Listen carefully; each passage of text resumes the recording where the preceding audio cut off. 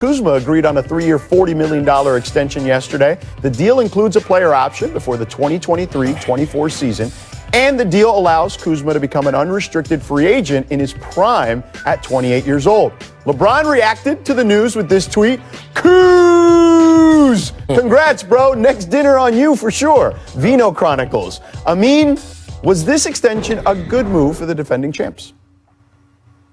It was a great move, and it's a great move for Kyle Kuzma as well. From the Lakers' perspective, you've got a young player who's developing, who was a contributing factor last year but dealt with some injuries. You got him at a very cost-efficient contract, $40 million over 3 years, and obviously 2 years after this one, they've got Kuzma, who they expect to grow and continue to be a contributor. From Kuzma's standpoint, he gets some financial security right now. Remember, he was a low first-round pick, so it's not like his rookie scale deal was millions and millions and millions of dollars. So he's got some security, but here's the better part. Because of the NBA rules surrounding trades with a guy who's agreed to a rookie extension, the poison pill rule basically makes it so that the Lakers are almost impossible or highly improbable to trade him this year. So Kuzma gets to opt out after 2 years and say, hey, maybe I played for 2 NBA championships after this second year here. It gives him more value in the trade market. It gives him more value on the free agency market in a couple of years. So I think everybody won with this one. Yeah, I think this is a win-win for everybody. You get a guy with that many skills, that much talent in that package with that team. I think it's great to lock him up because you got a guy who's 6'8", can guard multiple people. He's got multiple skill sets on the offensive end. And I'm going to tell you what, the Lakers are going to see his value, and this is why. We already know LeBron and AD. Right. Marc Gasol is going to make Kuzma look awesome. So good. He's going to spread the floor. He's going to catch him on back cuts. He's going to get him open shots. And now all of a sudden we're going to see a different kind of Kuzma because he's going to be receiving from different people, and he doesn't have to go hunting for a shot or trying to do stuff to show people how good he is because he's going to be getting such easy baskets. Well, to your point, if you look at his shot chart, Kuzma, a lot of it is cuts to the basket and a lot of it is threes. So when you have a guy like Marc Gasol working from the high post, those cuts to the basket will be fantastic. I remember talking to Nick Nurse about that and how he really unlocked their offense a couple of years ago with the ability that he has at the high post. But with Kuzma, to your point, he's actually become a much better defender. That was a deficiency early in his career. That is not the case anymore. They look at him as a big wing at 6'9" that can guard multiple positions. And I had the Lakers game on Friday in Phoenix, and Frank Vogel told us that Kuz actually asks for the best assignment, like to guard the best offensive player on the other team. Like, he has really grown in that regard. Well, that's the slice of pie that he can get into because right now you're not going to be the leading scorer or the second leading scorer. So how do you help the Lakers win another championship? And if he continues to grow defensively, that's just going to make them stronger. And you got a coach like Frank Vogel who's going to continue to develop them in that area. I mean, real quick, let me ask you, you mentioned the contract status and the poison pill and whatnot. Because it is a manageable contract. I mean, if they wanted to, not that I'm saying the Lakers will try to trade Kyle Kuzma, but in year 2, they could potentially trade him, right? Or no? Yeah, so after this year, once the contract actually kicks in, because this year he's still making his rookie scale. Right. The next season, that's when his contract kicks in. That's when they could trade him. But to be honest with you, again, that would be maximum value because we're assuming that he's going to be a big part of another championship run here.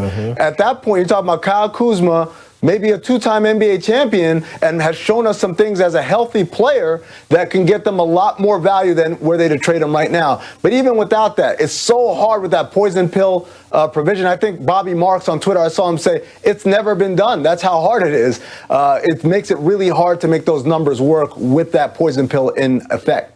All right, let's do Oprah here. You get a contract. You get a contract. Everybody get a contract. Let's talk about Rudy Gobert's contract here. I love it. Agreed to a 5-year, $205 million extension. Gobert was eligible for the full $228 million Supermax extension, but told ESPN's Bam McMahon that he did not request the full Supermax because he wanted the Jazz to have some flexibility to continue building around him and Donovan Mitchell. Gobert's deal is the largest in NBA history for a center. So, Amin, using your front office experience and expertise, what do you make of this contract?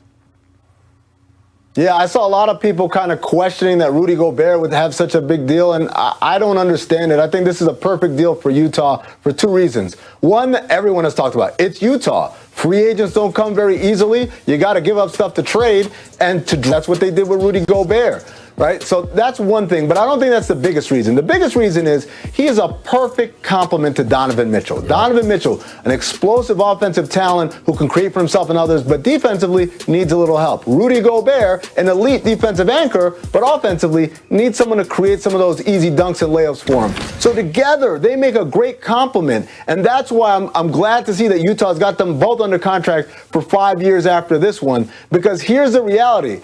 If it wasn't Donovan Mitchell as the other player, if it were, let's say the other player were Kawhi Leonard, I would value this deal a lot worse because Kawhi doesn't really need a Rudy Gobert, while Rudy does need a Kawhi. But in this case, the offensive talent of Donovan, the defensive talent of Rudy, perfect fit, perfect match. I love this deal for them. Yeah, this is great bookends. You got your guard position solidified. You got your center position solidified. And let's be real about it. This guy's a defensive player of the year candidate every single year. Rim roller, high lob catcher. He's a guy that puts pressure on you with the offensive glass. I continue to see him grow in bits and pieces offensively, adding little things to his game, little parts to his game. He's still a young man, and he's going to be able to grow some more. And Donovan Mitchell, we already know he's a flat-out beast. So now it's just continuing to try to fill those pieces around him, get some hits in the draft, steal some guys in free agency, and you got free agency discussions. And the league has rescinded the Bucks' 2022 second-round pick as a result. Here's part of the league's statement on the penalty in regards to the Bogdan Bogdanovic situation. The league conducted an investigation into whether the Bucks had discussions with Bogdan Bogdanovic and or his agent regarding a free agent contract prior to the date when such discussions were permitted. The investigation concluded that early discussions did in fact occur, constituting conduct detrimental to the NBA. The penalty took into account the Bucks' cooperation with the investigation, the absence of evidence of any impermissible early agreement on terms of a contract between the Bucks and Bogdanovic, and the fact that the team ultimately did not sign Bogdanovic. So, Coach, is this a fair punishment from the league?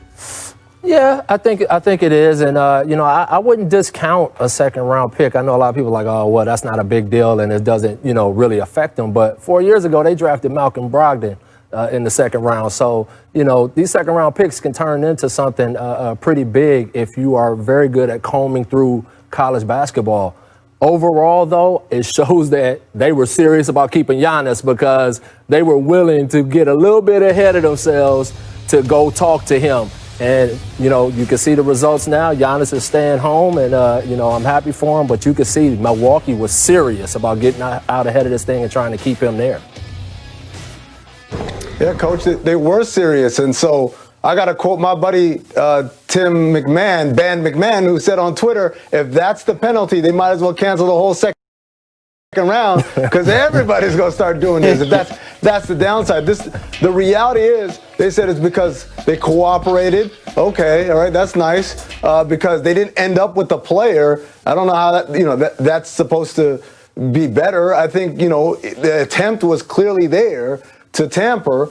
And so the big thing here is that regardless of what kind of pick it was, and by the way, second round pick from Milwaukee, we're talking 56, 57, 58, 59, or 60th in the draft. So it may not really make a difference.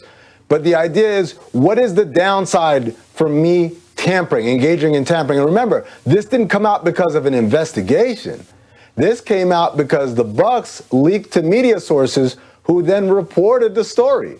So if the story hadn't been reported, if they hadn't leaked voluntarily to the media, then they wouldn't even have gotten caught. So to me, I was a little surprised that the league let them off that easily for something that was almost a foolproof plan.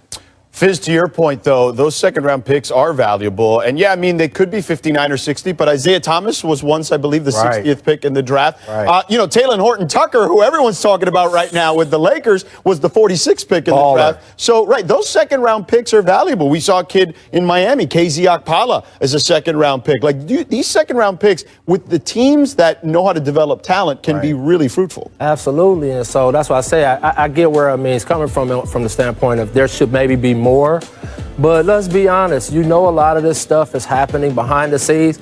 They leaked it, and it was almost like they wanted people to know that, and wanted Giannis to know, man, look, this is how far we was going to get you. You know what I mean? Because why else would that information leak out of the building? So, I understand where he's coming from with that, but I do know that there is great, great value in second-round picks if you really understand how to comb through it. They did want to show Giannis all the love, and he got the love, certainly. He got that big deal. All right, we mentioned Talen Horton-Tucker. Let's talk about the Lakers and one of their young players. Yeah. The Lakers and Kyle Kuzma agreed on a 3-year, $40 million extension yesterday. The deal includes a player option before the 2023-24 season, and the deal allows Kuzma to become an unrestricted free agent in his prime at 28 years old. LeBron reacted to the news with this tweet: Kuz! Congrats, bro. Next dinner on you for sure. Vino Chronicles. Amin, was this extension a good move for the defending champs? It's a great move, and it's a great move for Kyle Kuzma as well. From the Lakers' perspective, you've got a young player who's developing, who was a contributing factor last year but dealt with some injuries. You got him at a very cost-efficient contract, $40 million over 3 years, and obviously